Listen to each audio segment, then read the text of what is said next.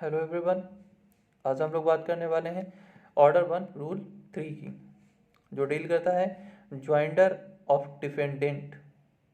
अगर आपने joinder of प्लेंटिव्स यानी रूल 1 का वीडियो नहीं देखा तो आप पहले उसे देख लें, जिससे आपको ये बेहद ही आसान लगेगा और बड़ी जल्दी समझ में आ जाएगा। इसको समझने से पहले मैं आपको एक एग्जांपल देता हूँ। उसमें सपोज एक कार और एक बस में एक टक्कर हुई, एक एक्सीडेंट हुआ। अब बस जो है वो मिस्टर बी से बिलोंग करती है और कार जो है वो मिस्टर सी से बिलोंग करती है। अब उस टक्कर के परिणाम स्वरूप वहाँ से एक मिस्टर ए गुजर रहा था, उसको इंजर्ड हुआ, उसको चोट लगी, उसे क्षति हुई। अब ए एक सूट लाता है, लेकिन उसे पता नहीं है कि वो मिस्टर बी को प्लेंट में शामिल करे या मिस्टर सी को प्लेंट में शामिल करे, है ना। तो वो क्या करेगा, मिस्टर बी और मिस्टर सी दोनों को एज अ डिफेंडेंट प्लेंट में शामिल कर लेगा, ठीक है ना।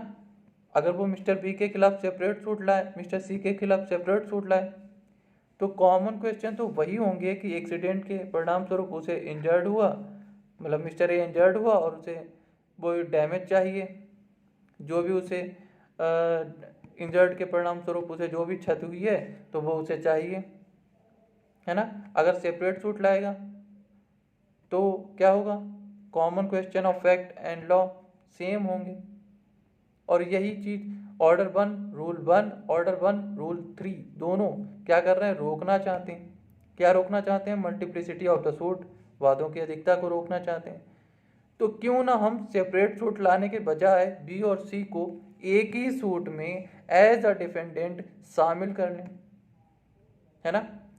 तो मिस्टर ए क्या करेगा, मिस्टर बी और मिस्टर सी को अपने प्लेंट में एज अ डिफेंडेंट शामिल करके क्या करेगा, वाद पत्र दाखिल करेगा, ठीक है। क्योंकि हमने सेक्शन 26 में पढ़ा है क्या, कि कोई भी वाद पत्र कैसे दाखिल होता है, कोई भी वाद कैसे दाखिल होता है, तो वाद पत्र उपस्थित करके, है ना। Any suit shall be instituted by the presentation of a plaint, ठीक है। तो कोई प्लेंट शामिल करके ही, प्लेंट प्रेजेंट करके ही कोई सूट इंस्टीट्यूट होगा, सेक्शन 26 में ऐसा लिखा हुआ है, ठीक है।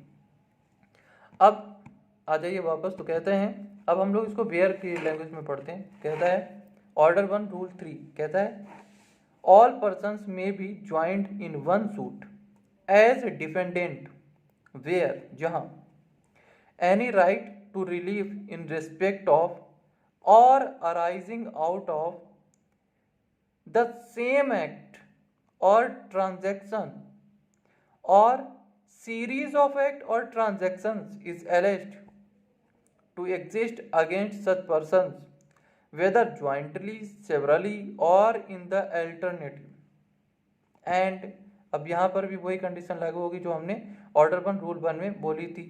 क्या कहा था, मैंने कहा था अगर एंड लगा हुआ है तो इसका मतलब क्या होता है, दोनों चीजें होनी चाहिए, ठीक है। ए और बी दोनों चीजें होनी, यहाँ पर आइदर नहीं चलेगा, आइदर ए और बी नहीं होगा, ए एंड बी दोनों चीजें होनी चाहिए, ठीक है। अब बी क्या कहता है, तो कहता है if separate suit were brought against such person, अगर ऐसे पर्सन के खिलाफ सेपरेट सूट लाया जाए, यानी अगर ए बी और सी के खिलाफ सेपरेट सूट ला रहा था तो क्या होगा, any common question of law, तो कोई कॉमन क्वेश्चन ऑफ लॉ और फैक्ट वुड अराइज, है ना। तो कोई कॉमन क्वेश्चन ऑफ लॉ और फैक्ट वुड अराइज, तो कोई कॉमन क्वेश्चन उठना चाहिए था, ठीक है। तो भाई कॉमन क्वेश्चन तो उठेगा ही, अगर ए बी और सी के खिलाफ सेपरेट सूट लाएगा तो क्या बोलेगा, यही तो बोलेगा कि इन दोनों की कॉलिजन के परिणाम स्वरूप मुझे इंजर्ड हुआ है, मुझे क्षति हुई है, मैं उस क्षति के लिए डैमेजेस रिकवर करना चाहता हूँ, भाई यही तो बोलेगा। बी के खिलाफ जो सूट लाएगा उसमें भी यही बोलेगा और सी के खिलाफ जो सूट लाएगा उसमें भी यही बोलेगा, और सेम एक्ट है और सेम ट्रांजैक्शन है, तो फिर सेपरेट सूट लाने से बचना चाहिए ना, है ना। तो एक ही सूट में दोनों को डिफेंडेंट बना के क्या करेगा, सूट फाइल कर सकता है। तो यही ऑर्डर 1 रूल 3 कहता है और कुछ नहीं। ठीक है, तो ऑर्डर 1 रूल 3 और ऑर्डर 1 रूल 1। कल हम लोग ऑर्डर 1 रूल 2 की बात करेंगे। Thank you so much.